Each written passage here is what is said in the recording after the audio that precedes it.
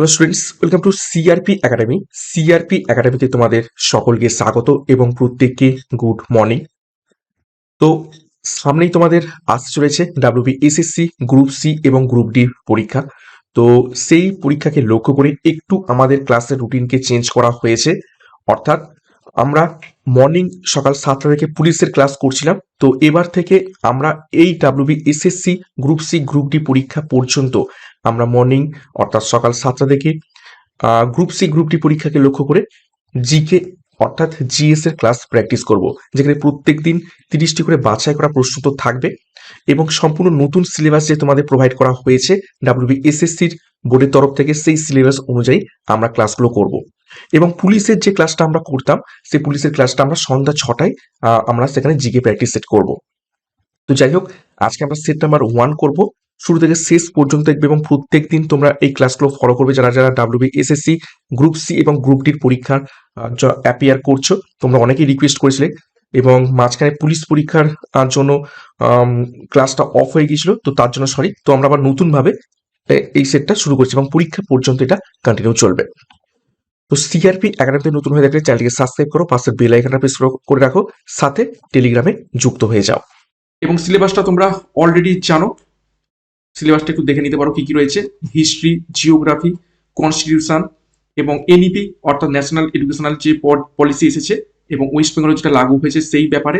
Gender awareness থাকবে, elementary knowledge, ঠিক আছে, about tradition and contemporary popular culture of India, basic computer knowledge, environment awareness, current economic affairs, sports এবং innovation and invention. এটা হচ্ছে group C এর syllabus. এবং group ডির সিলেবাসও same রয়েছে, অর্থাৎ গ্রুপ সি এর যা সিলেবাস গ্রুপ ডি এরও সেম সিলেবাস, শুধু এখানে এনইপি এবং জেন্ডার অ্যাওয়ারনেসটা নেই, বাকি সব একই রয়েছে। দেখো, প্রথম প্রশ্ন সংবিধানের ওপর থেকে। ভারতের সংবিধান কবে কার্যকর হয়েছিল? 4টি অপশন। কার্যকর অর্থাৎ অ্যাক্টেড। তো সঠিক উত্তর হয়ে যাবে এখান থেকে অপশন বি। দেখো, 26শে জানুয়ারি 1950 সালে ভারতের সংবিধান কার্যকর হয়। আর 26শে নভেম্বর 1949 দেখতে পাচ্ছ, এটি হচ্ছে গৃহীত হয়। এই দিন সংবিধান গৃহীত হয়, অর্থাৎ অ্যাকসেপ্টেড। ঠিক আছে, তাহলে এই দিনেই কেন আমরা কার্যকর করলাম না ভারতের সংবিধানকে?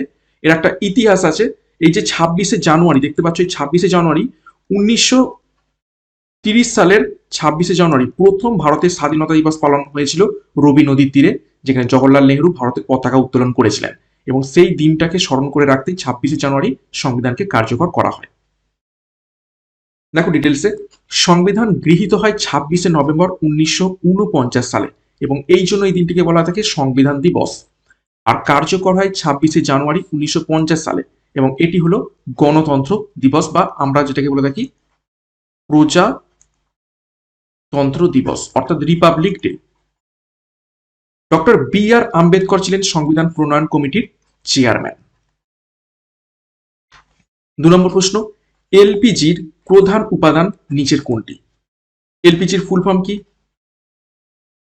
Liquefied petroleum gas. তো এলপিজির প্রধান উপাদান কি? এলপিজির মধ্যে কোন দুই গ্যাস থাকে মূলত?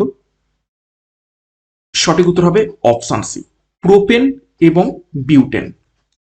আরেকটি গ্যাস রয়েছে, সেটা হচ্ছে সিএনজি, কম্প্রেসড ন্যাচারাল গ্যাস, এবং তার প্রধান উপাদান হচ্ছে মিথেন। 3 নম্বর প্রশ্ন, ভারতের প্রধান নির্বাচন কমিশনার অর্থাৎ সিইসি, চিফ ইলেকশন কমিশনার, কোন আর্টিকেল অনুযায়ী নিয়োগ পেয়ে থাকেন? তাকে নিয়োগ কে করেন? নিয়োগ করেন রাষ্ট্রপতি। এবং কোন আর্টিকেল অনুযায়ী নিয়োগ পেয়ে থাকেন তিনি?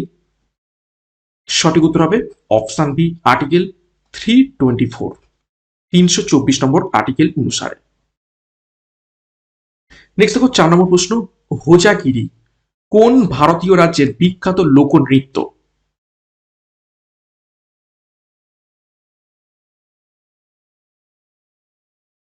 হোজাগিরি লোকনৃত্যটি নিচের কোন রাজ্যে দেখতে পাওয়া যায়? সঠিক উত্তর হবে অপশন বি, ত্রিপুরাতে। নেক্সট দেখো 5 নম্বর প্রশ্ন, নোবেল প্রাইজ কোন দেশের উদ্ভাবক অ্যালফ্রেড নোবেলের স্মরণে প্রদান করা হয়ে থাকে? বিজ্ঞানী অ্যালফ্রেড নোবেলের স্মরণে প্রত্যেক বছর নোবেল পুরস্কার দেওয়া হয়ে থাকে। তো এই অ্যালফ্রেড নোবেল বিজ্ঞানী কোন দেশের ছিলেন? 4টি দেশের নাম রয়েছে, নরওয়ে, সুইডেন, ডেনমার্ক, ইউএসএ। তো সঠিক উত্তর হবে অপশন বি, সুইডেনের তিনি কে ছিলেন? সায়েন্টিস্ট ছিলেন। এবং প্রত্যেক বছর এই সুইডেনের তরফ থেকেই নোবেল পুরস্কারগুলো দেওয়া হয়ে থাকে। দেখো, প্রথম নোবেল পুরস্কার দেওয়া হয় 1901 সালে। কোন কোন ক্ষেত্রে দেওয়া থাকে? Physics, chemistry, medicine, literature, piece এবং ইকোনমিক্স। শুধুমাত্র এই যে পিস প্রাইজ যেটা দেখতে পাচ্ছ, এই পিস প্রাইজটা দেওয়া হয় নরওয়ের তরফ থেকে। বাকি ফিজিক্স, কেমিস্ট্রি, মেডিসিন, লিটারেচার এবং ইকোনমিক্সের উপর থেকে যে পুরস্কারটা দেওয়া হয় সেটি হচ্ছে সুইডেনের তরফ থেকে। আচ্ছা, অর্থনৈতিক পুরস্কার মানে হচ্ছে ইকোনমিক্সের যে নোবেল পুরস্কার সেটা অনেক পরে অ্যাড হয়, সেটা হচ্ছে 1969 সালে এটি অ্যাড হয়। আলফ্রেড নোবেল কেন বিখ্যাত? তিনি ডায়নামাইট আবিষ্কার করেছিলেন। 6 নম্বর প্রশ্ন, ভারতের মহিলাদের বিরুদ্ধে ঘরোয়া হিংসা প্রতিরোধ আইন অর্থাৎ ডোমেস্টিক ভায়োলেন্স অ্যাক্ট কবে পাস হয়?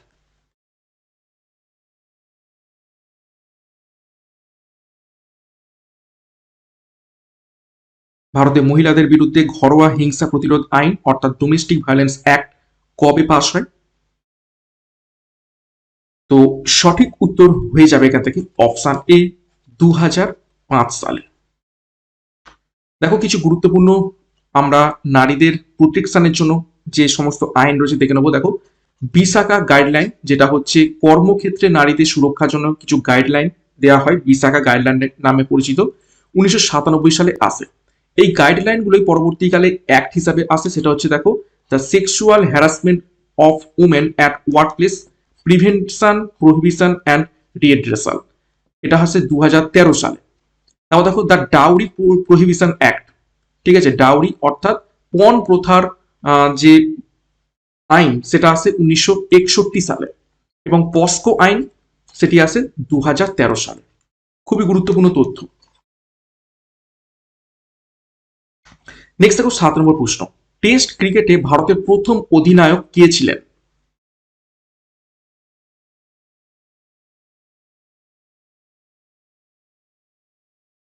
টেস্ট ক্রিকেটে ভারতের প্রথম অধিনায়ক ছিলেন, সঠিক উত্তর হবে option B, C K Naidu. দেখো, প্রথম টেস্ট ক্রিকেট 1932 সালে হয় লর্ডসে, ইংল্যান্ড বনাম ভারত। সি কে নাইডু ছিলেন প্রথম অধিনায়ক ওই টেস্ট ক্রিকেটে। আচ্ছা, ভারত প্রথম জয়লাভ করে 1952 সালে চেন্নাইতে ইংল্যান্ডের বিরুদ্ধে। এবং প্রথম শতরান করেন ভারতের হয়ে লালা অমরনাথ 1933 সালে। 8 নম্বর প্রশ্ন, পাইথন কোন ধরনের ভাষা? পাইথন হলো একটি কম্পিউটার ল্যাঙ্গুয়েজ। তো এটা কোন ধরনের ল্যাঙ্গুয়েজ? 4টি option, machine language, high level language, assembly language নাকি কোয়ারি ল্যাঙ্গুয়েজ। তো সঠিক উত্তর হবে option B, high level language. 9 নম্বর প্রশ্ন, পশ্চিমবঙ্গের সরকারি বিদ্যালয়ে মিড ডে মিল কোন বছরে শুরু হয়? ভিভিআই করবে।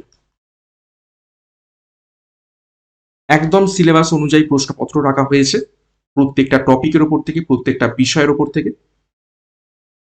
ক্লাসগুলো প্রত্যেকদিন ফলো করবে, সেরা প্র্যাকটিস হবে এখান থেকে। তো দেখো, এখানে বলেছে পশ্চিমবঙ্গের সরকারি বিদ্যালয় মিড ডে মিল কবে থেকে চালু হয়, তখন সঠিক উত্তর হবে অপশন ডি, 2003 সালে।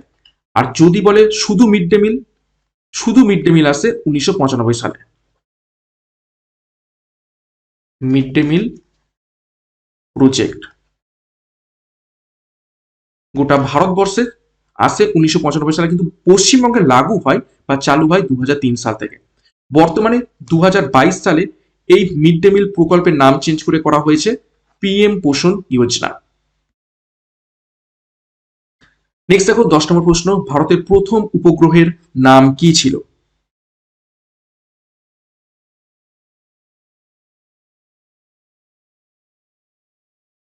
তো সঠিক উত্তর হবে অপশন এ, আর্যভট্ট। ইজি প্রশ্ন। দেখো, আর্যভট্ট 19 এপ্রিল 1975 সালে মহাকাশে প্রেরণ করা হয় প্রথম উপগ্রহ। পরীক্ষায় এই সালটা খুবই ইম্পর্টেন্ট এসে থাকে। তারপর দেখো রোহিণী, রোহিণী হলো প্রথম সফল SLV-3 রকেট, 1980 সালে এটি প্রেরণ করা হয়ে থাকে। চন্দ্রযান-1, যেটা দেখো 22 অক্টোবর 2008 সালে প্রেরণ করা হয়েছিল। এবং মঙ্গলযান 24 সেপ্টেম্বর 2014 সালে প্রথম চেষ্টাতে সাফল্য লাভ করেছে। তো এই সালগুলো কিন্তু খুবই খুবই ইম্পর্টেন্ট। নেক্সট একটি গুরুত্বপূর্ণ ঘোষণা, WBSSC group C group D পরীক্ষাকে লক্ষ্য করে 40 দিনের চ্যালেঞ্জ কোর্স লঞ্চ করা হয়েছে সিআরবি একাডেমির তত্ত্বাবধানে, যেখানে পরীক্ষার নতুন সিলেবাস অনুযায়ী প্রত্যেকটি বিষয়, প্রত্যেকটি টপিক, প্রত্যেকটি অধ্যায় ধরে ধরে এখানে তোমরা পরীক্ষার সেরা প্রস্তুতি পাবে। সাথে PDF স্টাডি মেটেরিয়াল পেয়ে যাবে, মক টেস্ট পেয়ে যাবে। তো যোগাযোগ করো 9647553612 নম্বরে পরীক্ষার সেরা প্রস্তুতি নেওয়ার জন্য। বিস্তারিত ডিসক্রিপশন বক্স রয়েছে, সেখান থেকে এখনই যুক্ত হয়ে যাও। নেক্সট দেখো 11 নম্বর প্রশ্ন, কোন আর্টিকেল অনুযায়ী রাষ্ট্রপতি জরুরি অবস্থা ঘোষণা করতে পারেন?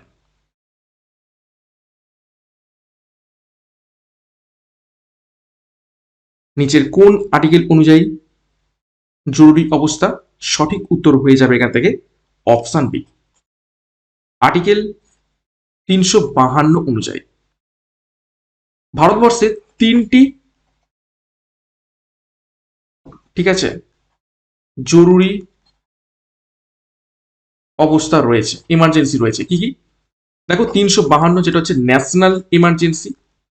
তারপর দেখো আর্টিকেল 356 যেটা হচ্ছে প্রেসিডেন্টস রুল, অর্থাৎ স্টেট ইমার্জেন্সি, বিভিন্ন রাজ্যে যে রাষ্ট্রপতি শাসন চালু না করা হয়ে থাকে এই 356 অনুযায়ী। এবং 360 অর্থনৈতিক ইমার্জেন্সি বা ফিনান্সিয়াল ইমার্জেন্সি। এই তিন ধরনের জরুরি অবস্থার কথা আমাদের সংবিধানে বলা রয়েছে। 12 নম্বর প্রশ্ন, দেখো বাইট, কিলোবাইট, মেগাবাইট এবং গিগাবাইট, অর্থাৎ বাইট, কেবি, এমবি, জিবি, যেগুলো আমরা ব্যবহার করে থাকি ইন্টারনেট ব্যবহারের ক্ষেত্রে, এটা কোন ধরনের ইউনিট?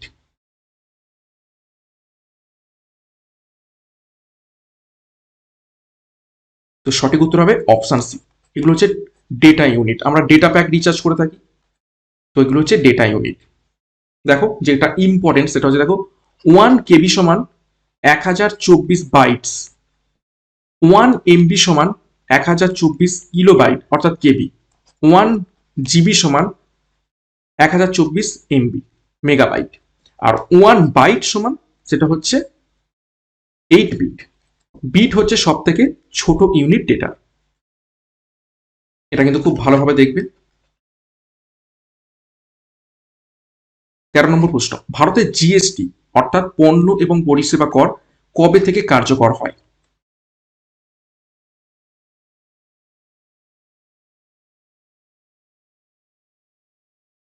সঠিক উত্তর হবে অপশন বি, 1 জুলাই 2017 সাল থেকে। এটি আসে 101তম সংবিধান সংশোধনীর মাধ্যমে। 14 নম্বর প্রশ্ন, ভারতের সর্বোচ্চ বাঁধ নিচের কোনটি? উচ্চতম বাঁধ ভারতের? সঠিক উত্তর হয়ে যাবে অপশন সি, তেহেরি বাঁধ। কোন নদীর উপর অবস্থিত রয়েছে? ভাগীরথী নদীর ওপর। কোন রাজ্যে? উত্তরাখণ্ডে। ভাগড়ানাঙ্গাল বাঁধ, এটি হচ্ছে বৃহত্তম বাঁধ ভারতের, অর্থাৎ লার্জেস্ট বাঁধ, শতদ্রু নদীর ওপর। ঠিক আছে, ভাগড়া এবং নাঙ্গাল দুটো আলাদা আলাদা। তো এটা হচ্ছে পাঞ্জাব এবং হিমাচল দুটো রাজ্যে অবস্থিত রয়েছে। হীরাকুদ বাঁধ, এটি হচ্ছে দীর্ঘতম বাঁধ ভারতের, মহানদীর উপর অবস্থিত। কোন রাজ্যে? ওড়িশা। নেক্সট 15 নম্বর প্রশ্ন, ভারতের রাষ্ট্রপতি নির্বাচনে ভোট দেন কারা?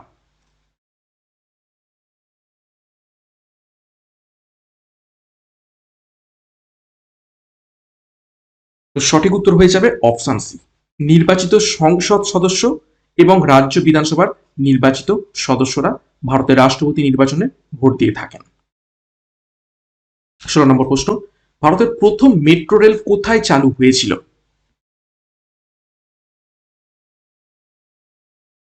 কোন শহরে? সঠিক উত্তর হবে অপশন ডি, কলকাতাতে। কত সালে? 1984 সালে। 17 নম্বর প্রশ্ন, কুইক হিল যুদ্ধ স্মারক, যেটা জাপান পিস মেমোরিয়াল নামে পরিচিত, নিচের কোন শহরে অবস্থিত রয়েছে?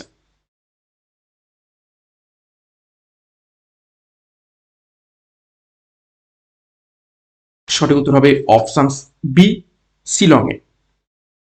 18 নম্বর প্রশ্ন, ভারতের প্রথম মহিলা আইপিএস অফিসারকে?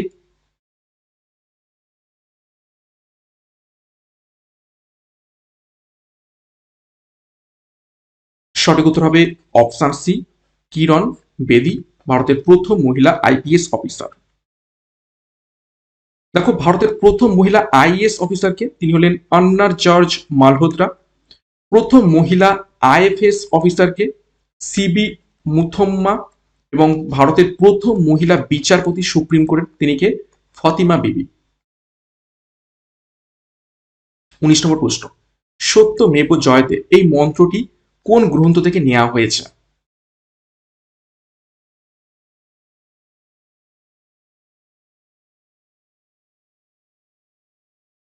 সঠিক উত্তর হবে অপশন বি, মুন্ডক উপনিষদ থেকে নিয়ে আসা হয়েছে সত্যমেব জয়। 20 নম্বর প্রশ্ন, জাতীয় আয়ের হিসাব কোন সংস্থা প্রকাশ করে?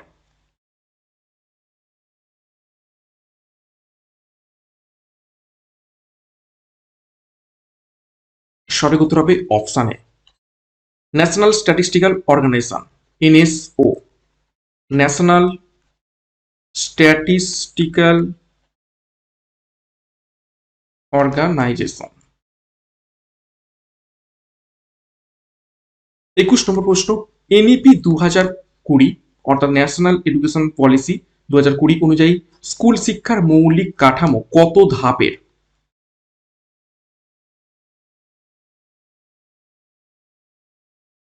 আমরা দেখেছি গত ক্লাসে 5+3+3+4, তাহলে অপশন বি 4 ধাপের। দেখো কি কি ধাপ রয়েছে। ফান্ডামেন্টাল, সরি ফাউন্ডেশনাল, এটা হচ্ছে 5। তারপর হচ্ছে পারপেটরি, এটা হচ্ছে 3। তারপর হচ্ছে মিডিল 3 এবং সেকেন্ডারি 4। মোট বছর হচ্ছে, দেখো এই 5+3+3+4। বোর্ড পরীক্ষা 10 এবং 12তে, অর্থাৎ মাধ্যমিক এবং উচ্চ মাধ্যমিক। লক্ষ্য কি? ফাউন্ডেশনাল, লিটারেসি এবং নিউমেরেসি। আচ্ছা, নতুন ভাষা নীতি কি হয়েছে? 3 ভাষা নীতি। নেক্সট 22 নম্বর প্রশ্ন, ভারতে গ্রিন রেভলিউশনের জনক কে? প্রশ্নটা ভালো করে দেখবে। ভারতে গ্রিন রেভলিউশনের জনক কে? সবুজ বিপ্লব। তো ভারতে যখন বলা হয়েছে তখন সঠিক উত্তর হবে option B, M S. Swaminathan. Green revolution আসে 1960-এর দশক, তৃতীয় পঞ্চবার্ষিকী পরিকল্পনা।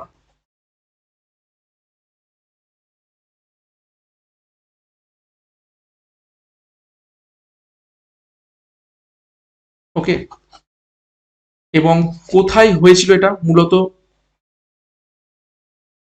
পাঞ্জাব এবং হরিয়ানা। কোন দুই বীজ?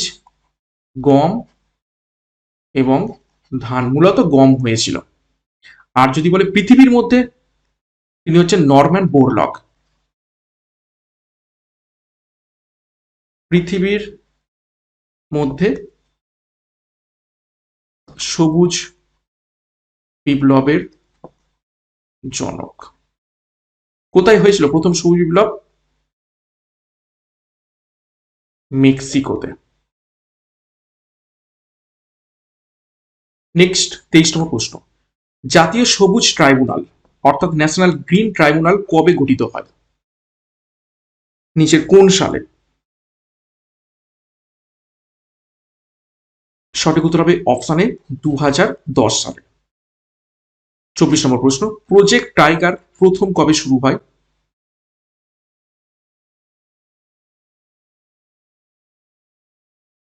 তো সঠিক উত্তর হবে অপশন ডি 1973 সালে। 25 নম্বর প্রশ্ন, ভারতের বৃহত্তম সৌর বিদ্যুৎ পার্ক নিচের কোন স্থানে অবস্থিত রয়েছে?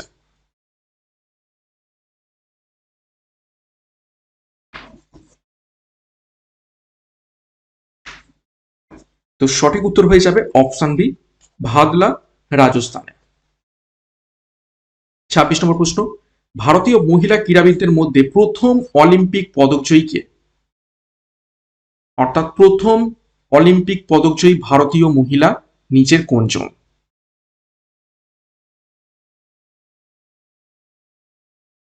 সঠিক উত্তর হবে অপশন এ কর্ণাম মালেশ্বরী।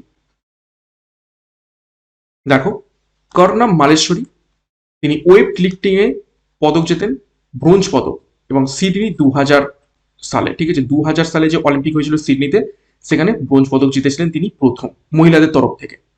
তাও প্রথম ভারতীয় অলিম্পিক পদক কে পান? তিনি হচ্ছেন কেডি যাদব, 1952 সালে কুস্তিতে। প্রথম মহিলা বক্সিং এ পদক কে আনেন? তিনি হচ্ছেন মেরি কম, 2012 সালে। আর প্রথম মহিলা ব্যাডমিন্টনে পদক জেতেন অলিম্পিকে, তিনি হচ্ছেন সাইনা নেওয়াল, 2012 সালে।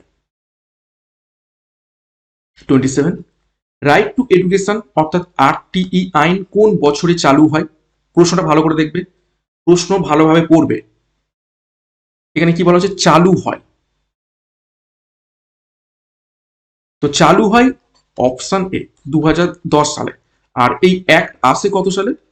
2009 সালে আসে।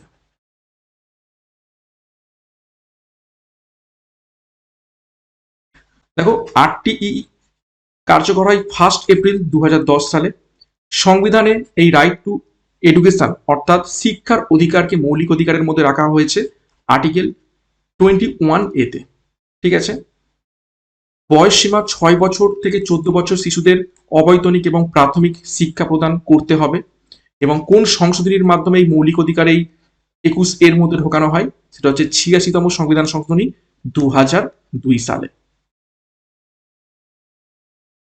নেক্সট দেখো 28 নম্বর প্রশ্ন, ভারতের প্রথম কম্পিউটার TIFRAC কোন প্রতিষ্ঠানে তৈরি?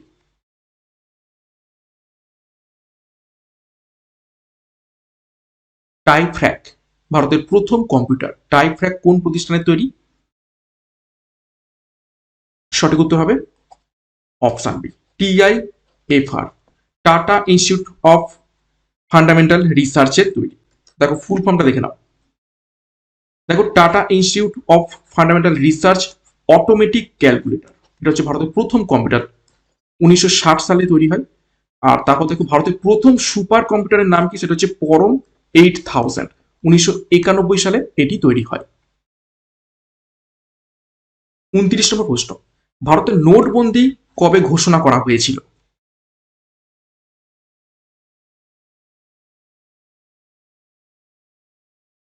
সঠিক উত্তর হবে অপশন বি 8ই নভেম্বর 2016 সালে। শেষ প্রশ্ন, আজ ক্লাসের শেষ প্রশ্ন দেখো 30 নম্বর প্রশ্ন, গঙ্গা অ্যাকশন প্ল্যান প্রথম কবে শুরু হয়?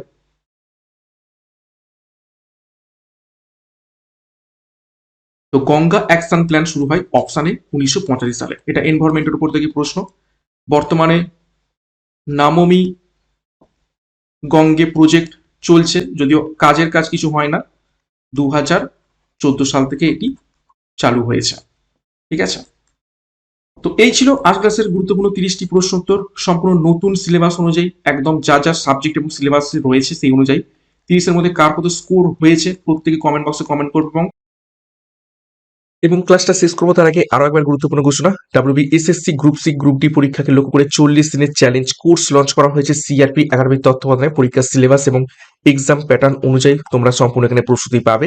তো যোগাযোগ করো 9647553612 নম্বরে পরীক্ষার সেরা প্রস্তুতি নেওয়ার জন্য। বিস্তারিত ডিসক্রিপশন বক্সে পেয়ে যাবে, সেখান থেকে এখনই যুক্ত হয়ে যাও। এবং CRP একাডেমিতে নতুন হয়ে থাকলে চ্যানেলকে সাবস্ক্রাইব করো, পাশের বেল আইকনটা প্রেস রাখো, সাথে টেলিগ্রামে যুক্ত হয়ে যাও। তো আজকের মতো ক্লাসটা এখানে শেষ করছি। প্রত্যেককে all the best, thank you, by.